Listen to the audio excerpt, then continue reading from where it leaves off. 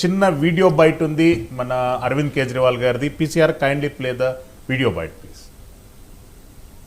शराब घोटाला कर रही थी और हमारे ऊपर आरोप लगा रही थी। आज कोर्ट ने सारे आरोप खारिज कर दिए और जितने भी एक्यूज्ड थे सबको डिस्चार्ज कर दिया। हम हमेशा कहते थे सत्य की जीत होती है, हमें भारतीय न्याय प्रणाली पे भरोसा है। मैं जज साहब का बहुत बहुत शुक्रिया अदा करता हूं जिन्होंने हमारे साथ न्याय किया, सत्य की जीत हुई।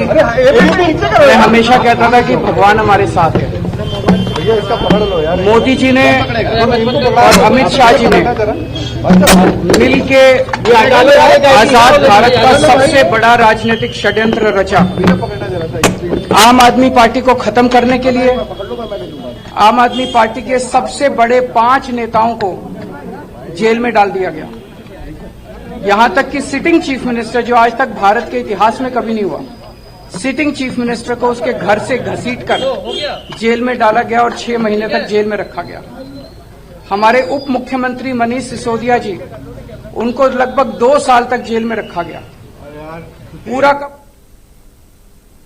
यस, సిట్టింగ్ చీఫ్ మినిస్టర్ను జైలుకు పంపించినటువంటి చరిత్ర ఎన్డీఏ ప్రభుత్వాందంటని చెప్పి ఆయనదైన స్టైల్లో దుయ్యబట్టడమే కాకుండా కన్నీటి పర్యంతమైనటువంటిది ఒక్కసారిగా భారత రాజకీయ నాయకుల వ్యవస్థను కదిలించాయి. మనకు ఆమ్ ఆద్మీ పార్టీ తెలంగాణ కన్వీనర్ రాముగౌడ్ గారు లైవ్లో అందుబాటులో ఉన్నారు, ఫోన్ ఇన్లో. రాముగౌడ్ గారు, గుడ్ ఈవినింగ్. నమస్తే, గుడ్ ఈవినింగ్. ఎట్లా అంటే అరవింద్ కేజ్రీవాల్ గారికి క్లీన్ చిట్ ఇచ్చారు, మీరు ఎట్లా పార్టీ శ్రేణులు ఎట్లా స్పందిస్తాయి ఈ అంశం పైన? సో తప్పకుండా అండి, మేము ముందు నుంచి కూడా చెప్పాము, మా అరవిందుడు నీతివంతుడు, మా అరవింద్ కేజ్రీవాల్ చీలుడని ముందు నుంచే కార్యకర్తలే కావచ్చు, చాలా మంది ప్రజలు కూడా ఈరోజు చెప్పగలిగారు. ఓన్లీ అరవింద్ కేజ్రీవాల్ గారిని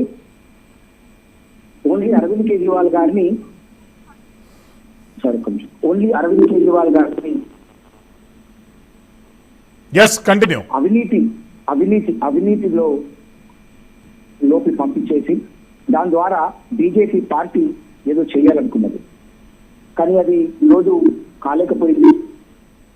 ఎందుకోసమంటే బీజేపీ ఆడుతున్న దొంగ నాటకాల్లో భాగంగానే ఈరోజు మనకు ఇక్కడ ఏదైతే జరిగిందో, ఈరోజు కోర్టు తీర్పు ఏదైతుందో అది ఒక చెంపపెట్టులాగా ఉంటది.